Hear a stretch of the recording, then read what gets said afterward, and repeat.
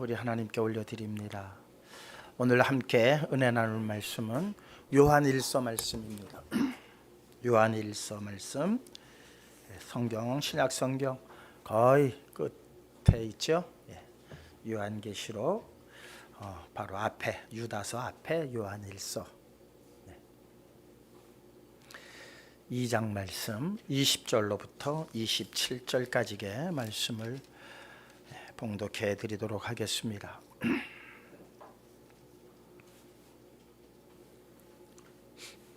찾으신 줄 알고 말씀을 봉독합니다. 요한일서 2장 20절로부터 27절까지 말씀입니다.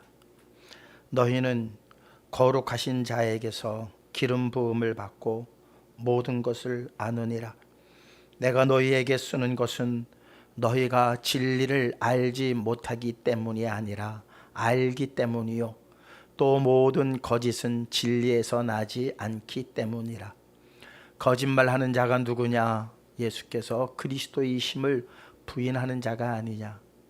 아버지와 아들을 부인하는 그가 적 그리스도니, 아들을 부인하는 자에게는 또한 아버지가 없으되 아들을 시인하는 자에게는 아버지도 있느니라. 너희는 처음부터 들은 것을 너희 안에 거하게 하라. 처음부터 들은 것이 너희 안에 거하면 너희가 아들과 아버지 안에 거하리라. 그가 우리에게 약속하신 것은 이것이니 곧 영원한 생명이니라. 너희를 미혹하는 자에게 관하여 내가 이것을 너희에게 썼노라. 너희는 주께 받은 바 기름 부음이 너희 안에 거하나니 아무도 너희를 가르칠 필요가 없고 오직 그의 기름 부음이 모든 것을 너희에게 가르치며 또 참되고 거짓이 없으니 너희를 가르치신 그대로 주 안에 거하라. 아멘. 다시 한번 기도하시겠습니다. 크신 역사 이루어 가매 저희들을 부르시고 함께 일하게 하여 주신 은혜 진심으로 감사를 드립니다. 무엇이 무엇인지도 모르고 따라왔지만 이 놀라운 비밀과 이 놀라운 보화를 저희들로 하여금 알게 하여 주셨사오니 저희가 무엇을 자랑할 수 있으리까? 오직 감사와 찬송과 영광만 올려드릴 뿐입니다. 주의 거룩하신 손으로 다시 한번 저희의 더러운 것과 죄된 것들을 덮으시고 깨끗게 하여 주시는 가운데에 이 놀라운 비밀의 말씀이 이루어짐을 보고 하나님 다시 한번 크신 영광 올려드리며 주 앞에 헌신하며 나아갈 수 있는 거룩한 백성들 모두가 되게 하여 주시옵소서. 강도사님 간절히 구한 기도의 내용 들으셨음을 감사드립니다. 낱낱이 이루어 주시옵시고 주디스의 찬양이 하늘 보좌에 메아리치며 온 누리에 퍼져나가게 하여 주심을 감사드립니다. 듣는 이들의 마음속에 은혜로 자리 잡게 하시고 마음의 문들이 열려지게 하시며 이 찬양대로 하나님 또한 나아가 귀한 말씀 전하게 하여 주시옵소서. 예배의 시종 주님께 맡깁니다. 홀로 영광 받아 주시옵소서. 사랑 많으신 예수 그리스도의 이름으로 기도하옵나이다. 아멘.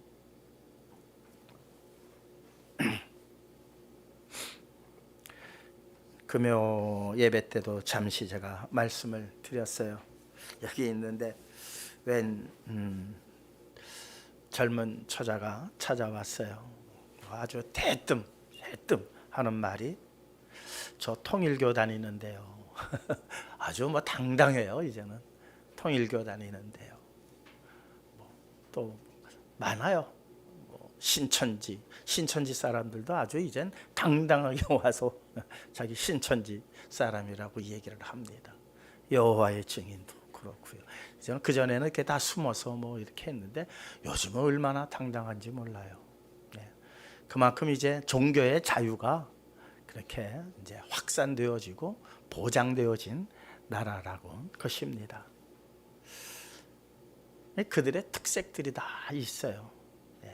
그들의 논리와 그들의 어떤 교리가 다 있어요. 그러니까는 그들이라고 하는 그 집단들이 이렇게 새로운 어떠한 복음이나 이런 하나님의 말씀을 받아들이기가 상당히 쉽지가 않습니다. 어떠한 그 단체나 뭐 이렇게 한번 이번에도 지금 뭐 어제도 서초동 거기서 난리들이 났죠. 한번 탁 꽂혀버리면은 도저히 바뀌어지지가 않아요. 이쪽 편에서는 어떻게 저쪽에서 저렇게 사람들이 저렇게 환호할 수 있을까? 저쪽 사람들은 어찌 저 사람들은 저렇게 반대할까? 완전히 갈라져 버려 있습니다. 그러면서 아주 독특한 자기들만의 표시를 내죠.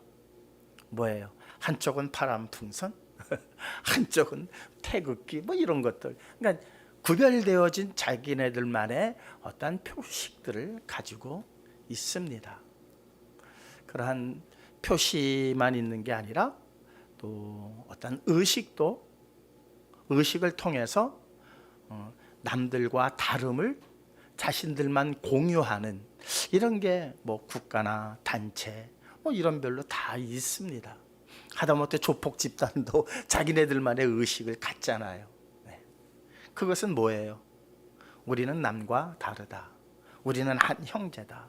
우리는 하나이다 라는 것을 나타내고 공유하는 그러한 것을 우리는 많이 볼 수가 있어요. 크게는 국가 단위죠.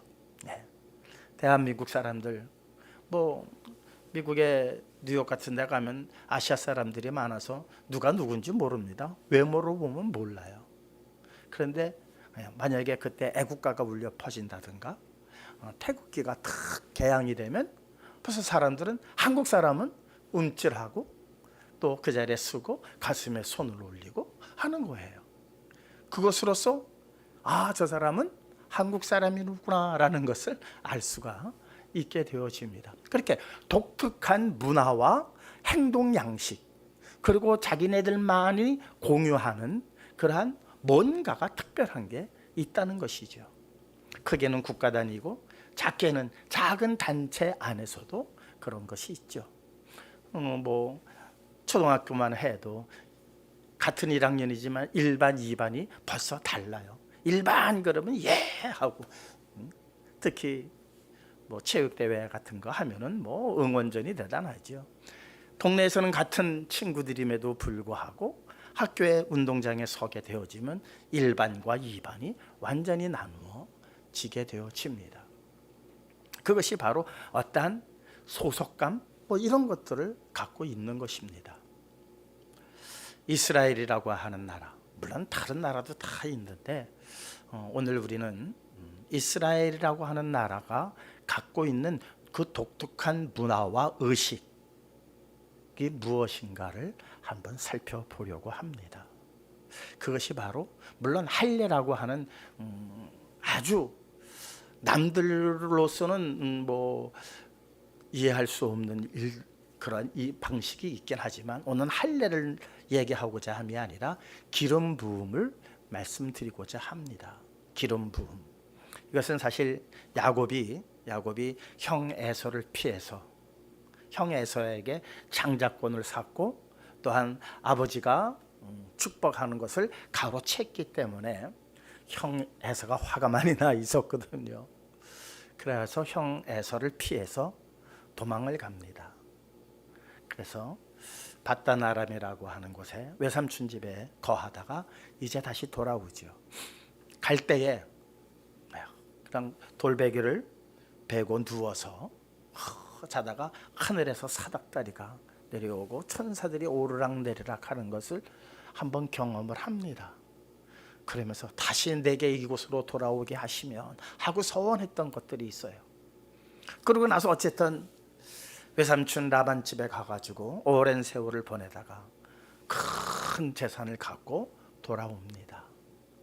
그때에 그가 처음 그 하나님과 약속했던 그 자리에 와서 그는 돌기둥을 하나 세우고 거기에 뭐를 하느냐? 기름을 붓습니다.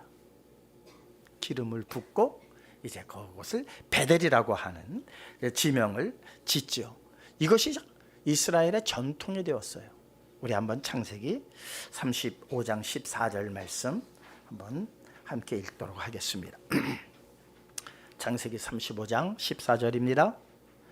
야곱이 하나님이 자기와 말씀하시던 곳에 기둥 곧 돌기둥을 세우고 그 위에 전제물을 붓고 그 위에 기름을 붓고, 그러니까 기름을 그 돌에다가 기름 붓는다라고 하는 이 의식이 훗날 이게 이스라엘의 전통이 되어 버려요. 물론 야곱이 그냥 자기 마음대로 어떤 이렇게 해서 한 건 아니겠죠. 야곱의 삶은 누가 주관하시는 거예요? 하나님이 주관하시는 거예요. 이미 복중에 지어질 때부터 하나님께서는 에서와 야곱을 구별하셨어요. 작은 자, 큰 자가 작은 자를 섬기리라. 이미 하나님의 계획이 복중에 지어질 때부터 정해졌어요. 그러니까 야곱의 삶은 하나님 앞에 붙들린 바 되어져 있는 거예요. 그런데 그 야곱이 그 붙들린 바에 순종을 안 하고 자기 멋대로 살려고 발버둥 치는 것이 바로 야곱의 전체의 삶이에요. 그런데 하나님께 붙들려 있기 때문에 하나님께서 내버려 두지를 않으세요. 내버려 두지를 않으세요. 그것 때문에 고생하고 그것 때문에 정말 가슴 앓이를 많이 합니다. 어쨌든 그 야곱은 그 돌 기둥에다가 기름을 붓는 일이 그저 그냥 자기 의지대로 한 것이 아니라 이것도 하나님의 어떠한 계획하심 속에 있는 것이죠. 기름을 부어요. 그 이후로부터 이스라엘에게 독특한 어떠한 문화가 하나 생기죠. 그것이 기름 부음의 역사예요. 하나님께서는 출애굽한 모세를 통해서 이스라엘 백성을 출애굽시키시고 광야를 지나가게 하시면서 모세에게 말씀하십니다. 야, 내가 너에게 보여준 그 설계도대로 성막을 짓도록 하라. 그리고 제사장이 입을 옷을 너는 만들도록 하라. 이걸 다 하나님께서 계시로 보여주셨어요. 크기는 어떻게 하고 모양은 어떻게 하고 보석은 어디다 박을 것이며 전체 성막의 어떠한 크기와 성막의 재질과 또한 그 안에 들여놔야 할 기구들에 대하여서도 자세하게 설명을 해주셨고 제사장이 입어야 할 그 의상도 하나님께서 다 디자인해 주셨어요. 디자인해 주신 것으로 끝난 것이 아니라 그곳에 기름을 붓게 하셨어요. 기름을 바르게 하셨어요. 이게 야곱이 행했던 그 일이 이제 하나의 전통이 되어버리는 거예요. 레위기 8장 10절에서 12절입니다. 함께 읽겠습니다. 모세가 관유를 가져다가 성막과 그 안에 있는 모든 것에 발라 거룩하게 하고 또 제단에 7번 뿌리고 또 그 제단과 그 모든 기구와 물두멍과 그 받침에 발라 거룩하게 하고 또 관유를 아론의 머리에 붓고 그에게 발라 거룩하게 하고. 이게 바로 이스라엘 백성들만이 갖고 있는 독특한 문화예요. 성막에 그리고 그 안에 있는 모든 기구들에게 기름을 바르고 제사장을 세워서 제사장 아론 머리에 기름을 붓습니다. 이것은 무엇하게 하는 의미다? 거룩하게 한 것으로서 구별짓는 의미라고 레위기는 그렇게 말씀하고 있습니다. 뿐만 아니죠. 훗날 이스라엘 사람들이 이제 가나안에 들어가 가지고 왕을 세워달라고 다른 민족들처럼 우리는 왕이 없으니 이제 사사기를 통해서 사사들만 세웠는데 그들이 우리에게도 왕을 세워달라고 난리를 칩니다. 그래서 하나님께서 그건 하나님께서 원하시는 일은 아님에도 불구하고 이스라엘 백성들이 원하니까 좋다, 그러면 왕을 세워줄게 하시면서 왕에게 또한 무엇을 하셨느냐? 기름을 부으셨어요. 왕을 세우는데 그냥 세우는 게 아니에요. 기름을 붓고 세우세요. 우리 한번 보십시다. 사무엘상 16장 13절입니다. 사무엘이 기름 뿔병을 가져다가 그의 형제 중에서 그에게 부었더니 이날 이후로 다윗이 여호와의 영에게 크게 감동되니라. 사무엘이 떠나서 라마로 가니라. 오늘은 그냥 다윗에 관한 것만 읽었지만 사실 이 앞에 사울 왕도 기름을 부었습니다. 이후로 솔로몬, 또 그 위에 로보암 쭉 내려가면서 히스기야 왕까지 다 기름을 붓는 일을 왕을 세울 때에 빠지지 않고 해야 하는 이스라엘의 전통이 되어버린 거예요. 기름 붓지 않고 왕을 세우는 일이 없어요. 북이스라엘, 다윗의 후손이 아닌 반역으로 르호보암으로부터 세워진 북이스라엘도 하나님께서 항상 왕을 세우실 때에는 그들에게도 기름을 부으셨어요. 기름을 부었다는 것은 구별되어졌다는 거예요. 구별되어졌다는 것. 이뿐만 아니라 이런 것들이 이제 그들의 하나의 문화가 되어서 어떤 일상생활에는 어떤 일들까지 일어났느냐, 아프거나 다치면 아픈 부위나 다친 그곳에 기름을 발라요. 그러니까 뭔가 이 기름은 그들에게는 상당한 효능이 있는 것이라고 그렇게 믿게 된 것이에요. 우리 옛날에 어렸을 때, 저 어렸을 때만 해도 그런, 저는 기억은 잘 안 나요. 잘 안 나는데 뭐 형님들 얘기라든가 또 이렇게 선배들 얘기들을 들어보면 어려웠던 때에 배가 아프다 그러면은 앞가짐기를 배에다가 발라줬다고 그래요. 예. 또 들기름 같은 거, 이런 것들을 우리도 그런 문화가 없지 않아 있었어요. 그때는 약이 많지 않을 때니까는요. 예. 근데 이스라엘은 이 기름을 발라주는 거예요. 기름. 그것으로서 날 것이라고 하는 믿음을 갖게 하는 그러한 풍습이 이 기름 부음이라고 하는 그 풍습으로 쭉 내려옵니다. 우리 한번 어떤 곳에 그런 것이 기록되어져 있나 두 구절만 찾아보겠습니다. 이사야서 1장 6절입니다. 함께 읽을까요?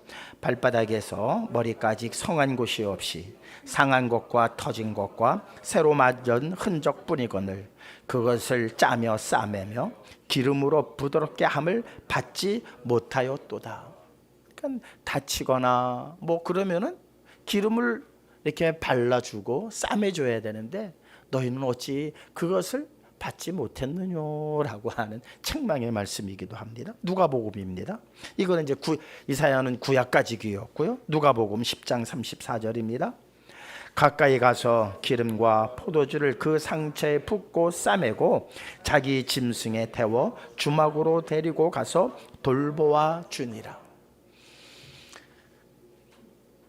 이웃을 사랑하라 주님께서 말씀하셨습니다. 그때 제자들이, 사람들이, 모여있던 사람들이 누가 내 이웃입니까? 묻습니다. 거기에 대해서 예수님께서 비유로 말씀해 주시는 거예요. 어느 사마리아 사람이 길을 가다가 강도를 만났다. 강도를 만났는데 그래가지고 다 뺏기고 강도한테 두들겨 맞아서 죽을 지경이 되었다. 그때에 레위 사람이 지나갔다. 바리새인들이 지나갔다. 근데 그들은 다 돌보아 주지 않았다. 그러다가 사마리아 사람이 지나가다가 강도 만난 사람을 보고 그에게 가서 어떻게 해줬다? 기름과 포도주를 그 상처에 붓고 싸매고 자기 짐승에 태워 주막으로 데리고 가서 돌보아 주었다 하면서 누가 이웃이겠느냐 주님께서 물어보시는데 어떠한 예화를 드신 거예요. 그 예화 속에도 상처난 자에게 무엇을 발라주는 것을 말씀하고 있습니까? 기름을 발라주는 것을 말씀하고 있어요. 그러니까 이거는 이스라엘의 아주 오래된 전통이라는 거예요. 그러니까 일상화되어져 있는 기름 붓고 기름을 바르는 일인데 거기서 가장 중요한 대목은 무엇이냐? 그러니까 일상생활에서 이루어지는 것을 제외하고는 이렇게 치유받기 위해서 기름을 바르거나 뭐 싸매거나 하는 이러한 일상적인 일을, 이것은 나중에 이제 기름이라고 하는 것에 대한 신성시를 했기 때문에 그렇게 그 문화가 내려오게 된 것이고, 원래의 기름 부음의 목적은 무엇이었느냐? 구별이라는 거예요. 성별이라는 거예요. 특별하다는 거예요. 이것이 바로 기름 부으심의 일이에요. 시편 45편 7절입니다. 함께 읽을까요? 왕은 정의를 사랑하고 악을 미워하시니 그러므로 하나님 곧 왕의 하나님이 즐거움의 기름을 왕에게 부어 왕의 동료보다 뛰어나게 하셨나이다. 하나님이 즐거움의 기름을 왕에게 부어 왕의 동료들보다 뛰어나게 하셨습니다. 그러니까 왕은 다른 왕들과 다릅니다. 왜 다르냐? 하나님이 왕에게 무엇 하셨기 때문에? 기름 부으셨기 때문이라는 거예요. 많은 왕들이 있어요. 많은 군왕들이 얼마나 많아요. 주변에 강대한 나라들의 왕이 있어요. 이스라엘은 어떻게 보면은 사실 작은 나라예요. 미약한 나라예요. 군사적으로나 뭘로나 그 왕들과는 어떻게 견줄 수가 없어요. 그럼에도 불구하고 이스라엘이 다른 나라보다 뛰어날 수 있었던 것은 하나님께서 왕에게 무엇 하셨기 때문이라? 기름 부으셨기 때문이라는 거예요. 왕에게 기름 부은 것, 다른 왕들보다 다르다는 거예요. 제사장에게 기름 붓는 것, 다른 제사장, 그 이방 사람들도 다 제사를 지내거든요. 거기도 다 제사장이 있어요. 그 제사장과 이스라엘의 제사장은 다른 것이 무엇이냐? 기름 부음을 받았다는 거예요. 기름 부음을.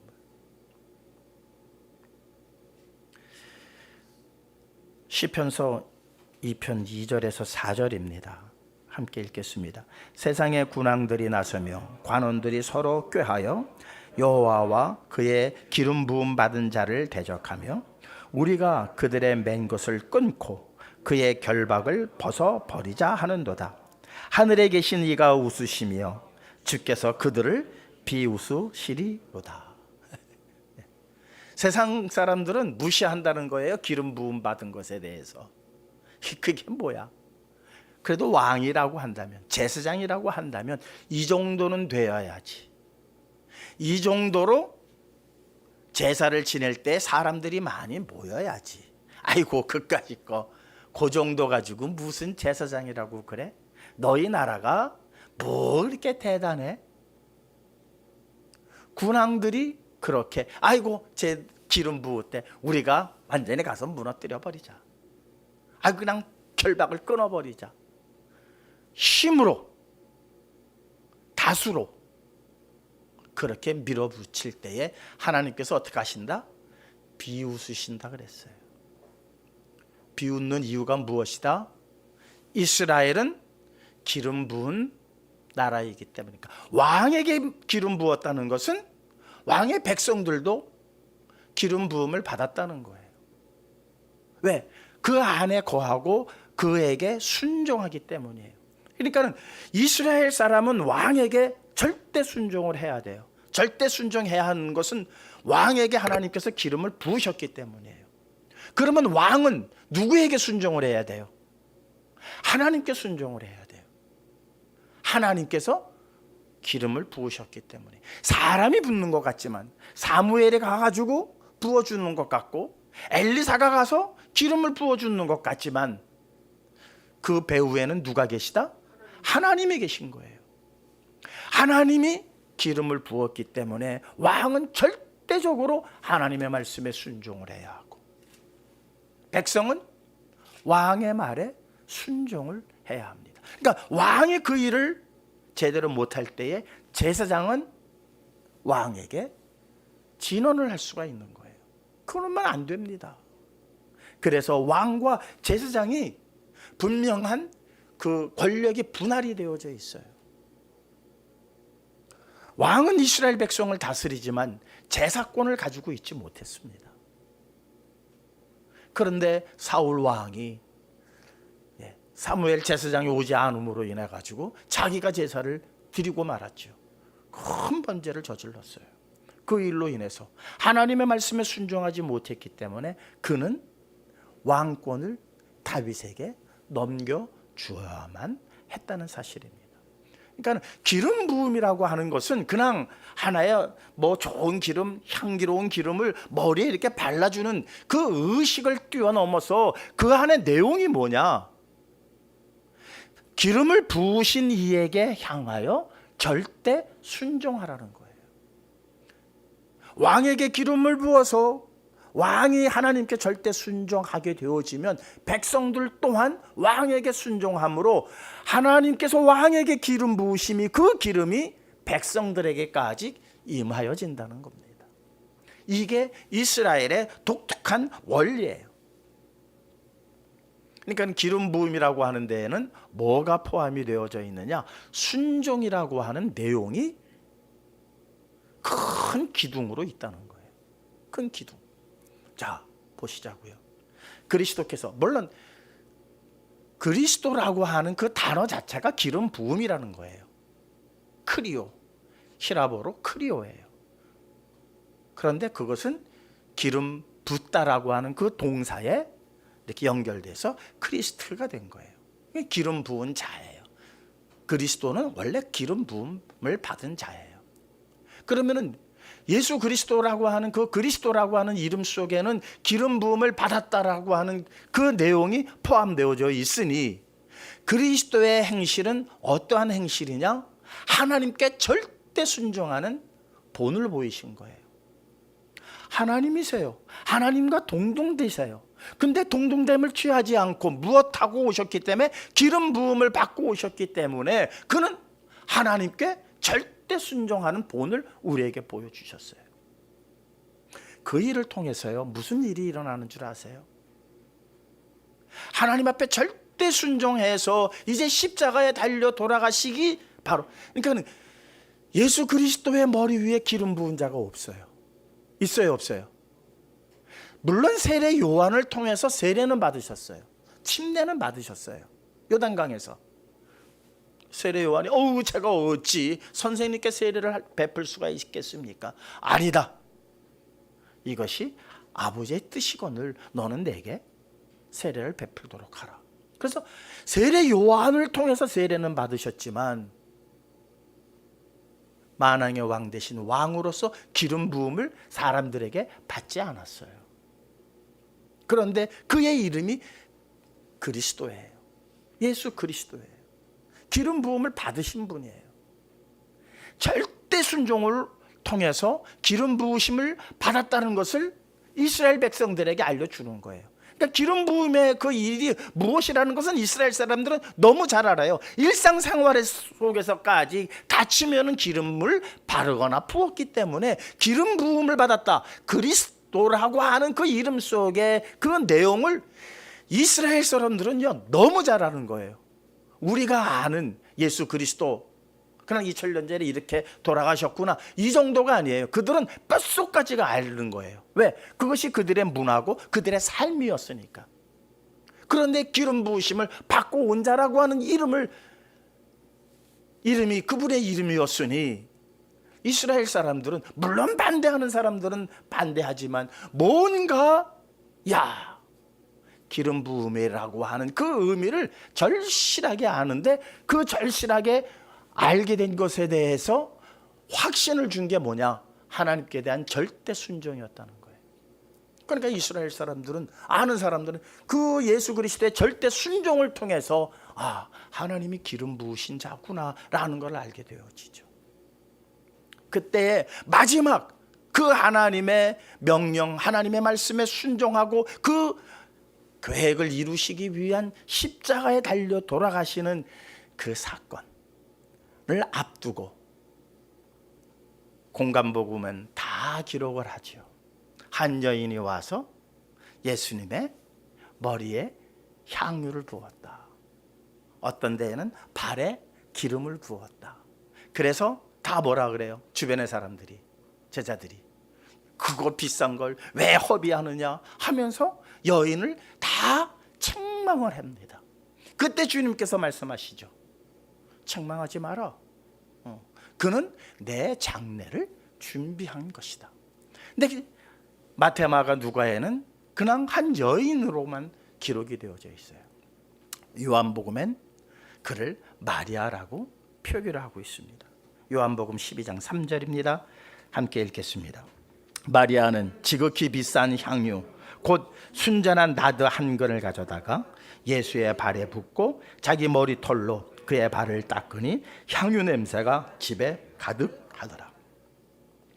이 여인은 물론 학자들이 누구냐, 이 여인이 누구냐 막 추적들을 다 했어요. 근데 성경이 이 여인이 누구라고 얘기하지 않았기 때문에 그냥 그럴 것이다 라고만 그렇게 예측을 하는 거예요. 7 귀신이 들렸던 여인이 아니었겠느냐라는 게 일반적 견해예요. 어쨌든 그의 이름이 공간복음에는 기록이 되어져 있지 않고 요한복음에 와서 그의 이름이 기록이 되어져 있어요. 마리아. 근데 그 당시에 마리아라고 하는 이름이 얼마나 많아요. 마리아라고 하는 이름이 얼마나. 예수님의 어머니도 마리아예요. 마리아라고 하는 이름들이 상당히 많죠. 어쨌든 요한복음은 그 여인이 마리아였다라고 얘기를 하고 있는 거예요. 그래서 신학자들이 이 여인이 누군가 찾아봤더니 어쨌든 예수님을 따라왔던 여인들 중에 부유한 사람은 아니었다. 가정이 상당히 이렇게 부유한 여인은 아니었다. 상당히 어렵고 힘든 삶을 살았던 여인. 그 중에 7 귀신이 들렸던 그 여인이 아니었겠느냐라고 추적을 합니다. 그러니까 전체적으로 말씀드리고자 하는 요지는 힘든 삶, 어려운 삶을 살아왔다는 거예요. 근데 그 여인이 지금 돈으로 환산한다면 한 3천만 원 정도 되는 거예요. 그러니까 그 집안에는 그게 그냥 가장 소중한 거였겠죠. 그 가난한 여인으로서는 그것이 가장 소중한 거예요. 그것 빼면 아무것도 없어요. 근데 그것을 예수님의 발에다가 부었던지 머리에다가 부었던지 부은 거예요. 옥합을 깨버린 거예요.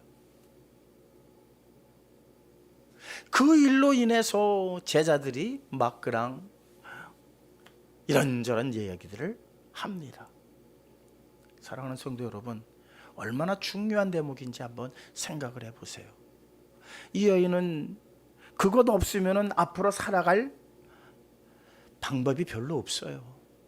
더 힘든 삶을 살아야 돼요. 어떻게 보면 지금까지 살아온 것도 그거 하나 있기 때문에 살아왔을런지도 몰라요. 그래서 통장에 몇백만 원이 있어서 그냥 버텨왔는지도 몰라요.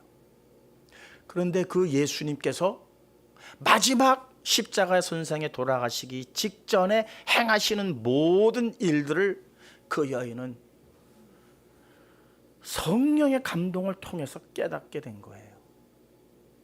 제가 이 시간 성령을 강조하는 이유가 있어요. 이것은 성령의 감동함이 없이는 일어날 수 없는 일들입니다. 우리가 누가복음 요즘 수요일과 금요일 날 하고 있습니다. 누가복음에 나오는 그 샤가라, 그리고 예수 그리스도를 잉태한 마리아. 갑자기 조를 합니다. 한 여인은 나이가 많은 여인이에요. 할머니예요. 한 여인은 아직 남자를 알지 못하는 처녀예요. 이 두 여인이 만나요. 만나는데 사가랴가 뭐라 그래요? 내 주의 어머니가 내게 나오시다니. 복중에 있는 그 세례 요한이 6개월 된 아이가 막 뱃속에서 난리를 치는 거예요. 이게 다 무엇을 통해서 이루어지는 일일까요? 성령의 감동, 성령의 충만함이 없이는 이런 일들이 일어날 수가 없는 거예요. 사랑하는 성도 여러분, 우리가 믿는다고 해서 막 믿어지는 게 아니에요. 성령의 충만함이 있어야만 되는 거예요. 이 가난한 여인, 이것 아니면 더 이상 살아갈 기가 막막한 그 여인이 예수 그리스도 앞에 그것을 깹니다. 붓습니다. 이 여인은 기름을 부음으로 인해서 아우 당신께서 기름 부으신 일이 없었으니 내가 기름 붓겠습니다, 이런 생각한 게 아니에요. 그냥 감격이에요. 감동이에요. 그런데 그 배후에는 하나님의 손길로 함께 하심으로 기름 부은 자라고 하는 것을, 물론 장례를 준비한 것이지만 그 기름 부음을 한 여인의 손을 통해서, 가장 소중한 것을 통해서 이루어내시는 거예요. 자, 오늘 본문 말씀 보도록 하겠습니다. 20절입니다. 너희는 거룩하신 자에게 기름 부음을 받고 모든 것을 아느니라. 오늘 본문이에요. 너희는, 여기서 너희는 누굴까요? 너희는 그리스도를 믿는 성도들이죠. 이 당시 그리스도를 믿는 성도들이에요. 오늘날 너희는 누굴까요? 바로 우리들이에요. 바로 우리들이에요. 우리는, 다시 이 본문 말씀을 오늘날로 한번 해석해서 읽어보시자고요. 우리는 거룩하신 자에게 기름 부음을 받고 모든 것을 아느니라. 여러분, 기름 부음 받으셨나요? 세례는 받으셨지만 기름 부음은 안 받으셨죠? 그런데 우리를 향해서 말씀하시기를 너희는 기름 부음, 거룩하신 자에게서 기름 부음을 받았다고 그래요. 기름 부음을 여러분들은 받았어요. 어떻게 받았느냐? 어떻게 받았느냐? 27절의 말씀 보도록 하시겠습니다. 너희는 주께 받은 바 기름 부음이 너희 안에 거하나니. 주께 받은 바 기름 부음이 너희 안에 거한대요. 우리 안에 거한대요. 어떻게 거하는가 보시자고요. 아무도 너희를 가르칠 필요가 없고 어디 가서 배울 필요가 없어요. 어디 가서 배울 필요가 없어요. 왜 배울 필요가 없는가 봤더니 오직 그의 기름 부음이 모든 것을 너희에게 가르치며 참되고 거짓이 없으니 너희를 가르치신 그대로 주 안에 거하라. 뭔가 우리를 가르치고 있다는 거예요. 뭔가 가르치는 역사가 있다는 거예요. 가르침을 받을 필요가 없다고 하시면서 가르치는 역사가 있대요. 우리 안에 있대요. 우리 안에. 이게 도대체 무슨 말일까? 이게 도대체 무슨 말일까? 요한복음은 그것이 뭐라는 것을 분명하게 알려줘요. 요한복음 14장 26절입니다. 함께 읽겠습니다. 보혜사 곧 아버지께서 내 이름으로 보내실 성령, 그가 너희에게 모든 것을 가르치고 내가 너희에게 말한 모든 것을 생각나게 하리니. 봤더니 뭐예요? 보혜사 성령, 진리의 성령이라는 거예요. 그러니까는 예수 그리스도를 안 믿는다고 하더라도 보혜사 성령, 진리의 성령을 받지 못하면 그냥 입술로만 믿는 자들이에요. 입술로만 주여 주여 하는 자들 못 간다고 마태복음 7장 21절은 우리에게 경고하고 있잖아요. 그러니까 주여 주여 하는 자들이 세상에 많다는 거예요. 왜 주여 주여 하느냐? 기름 부으심과는 상관없는 우리 삶 속에 성공과 부귀를 위하여서 주를 부르는 자들이 얼마나 많은지 몰라요. 대권 주자들 교인도 아닌데 선거 때만 되면 다 어디 가요? 큰 교회 성경책을 이러고 끼고 가서 앉아 있어요. 이러고 기도하는 걸 카메라가 잡아댑니다. 주여 했겠죠. 그러나 그에게 성령의 감동이 있겠어요? 입술로 주를 찾지만, 입술로 예수를 찾고 입술로 하나님을 찾지만 그에게 무슨 성령의 감동이 있겠어요? 성령의 감동이 없이 교회 다니는 사람들 얼마나 많은지 몰라요. 성령의 감동을 받은 이 마리아라고 하는 비천한 여인은 너무너무 감격해서, 너무너무 감사해서 자기의 삶을 책임져 줄 그 수천만 원이나 되는 옥합을 깨고 말았어요. 이거는 성령의 감동이 없으면 일어날 수 없는 일들이라는 거예요.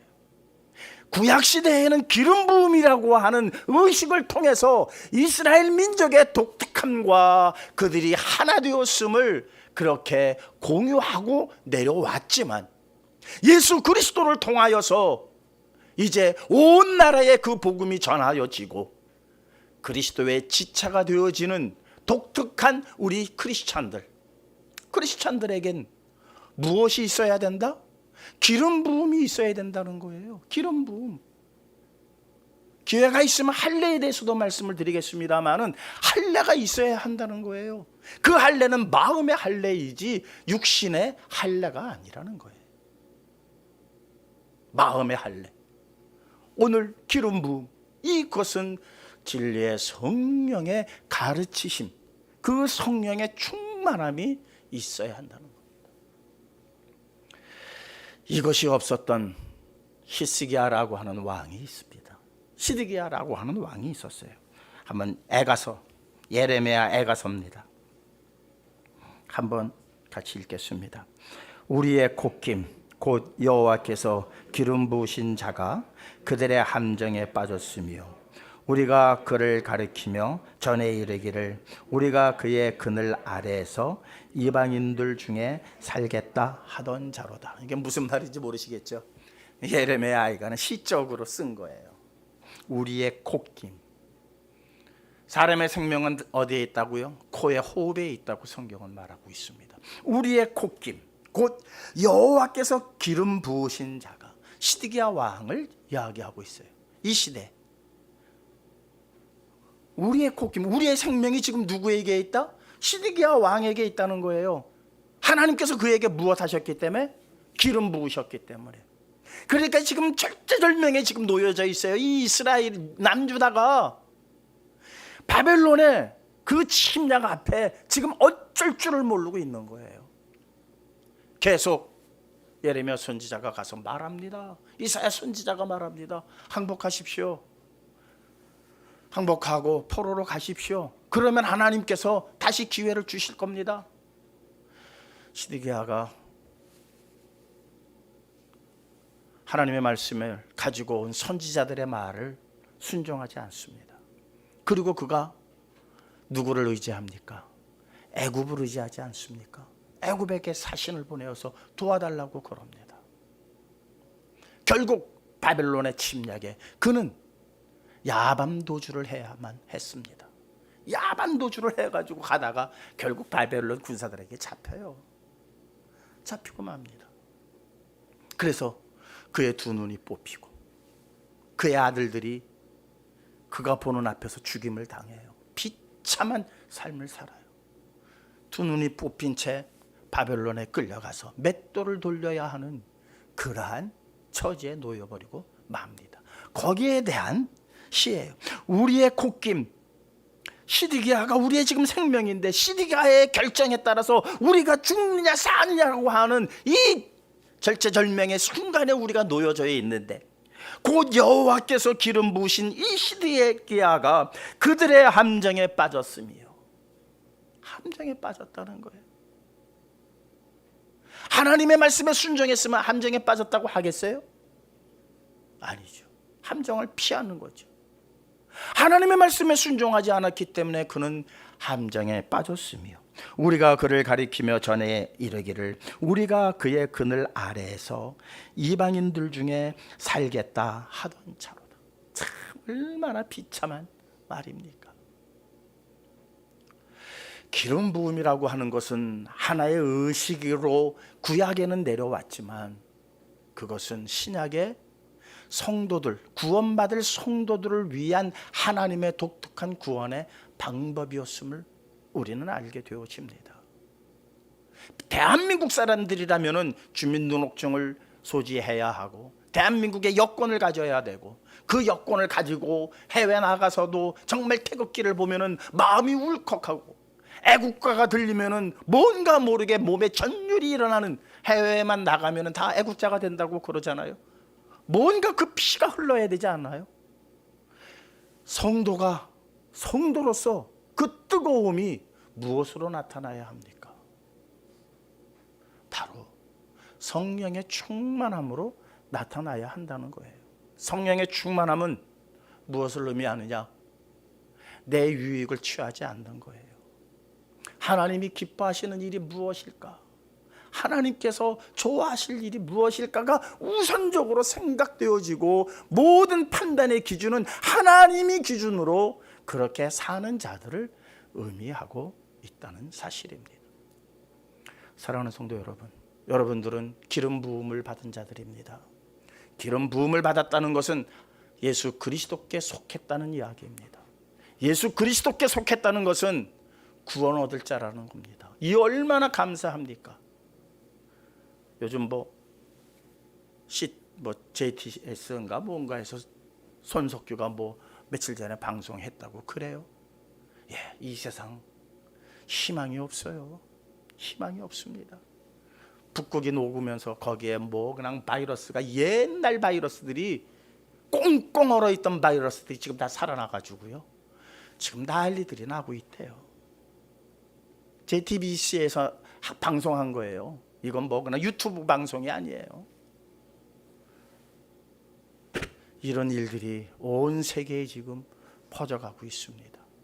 인간의 힘으로 막을 재간들이 없어요. 그렇다고 지금 당장 석유 안 쓰면 되지. 석유 안 쓰면 되겠죠. 그러나 석유 안 쓰고 우리가 어떻게 삽니까? 그러니 우리는 그냥 불나방처럼 지금 불 속으로 뛰어드는 그러한 꼴이에요. 이때에 우리 기름 부음을 받은 성도들, 누구에게 순종해야 합니까? 말씀에 순종해야 합니다. 반드시 구속함에 그 하나님의 능력의 손이 우리를 붙드실 거고 이 늪에서 우리를 건져 내주실 겁니다. 하나님의 방법으로. 우리는 예견할 수 없는, 예측할 수 없는 놀라운 하나님의 방법이 반드시 우리 앞에 펼쳐질 것입니다. 그 역사에 우리가 동참되어지는 자들이라는 거예요.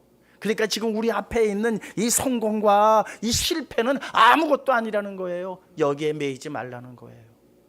이것도 주시면 좋겠지만은, 그러나 이거 너머에 있는 그리스도의 영광을 바라보고 나가는 자들은 성령의 충만함이 없이는 감당할 수가 없고 이 길을 헤쳐나갈 수가 없습니다. 이 자리에 진리의 성령이 충만한 자리, 그것은 무엇으로 나타나느냐?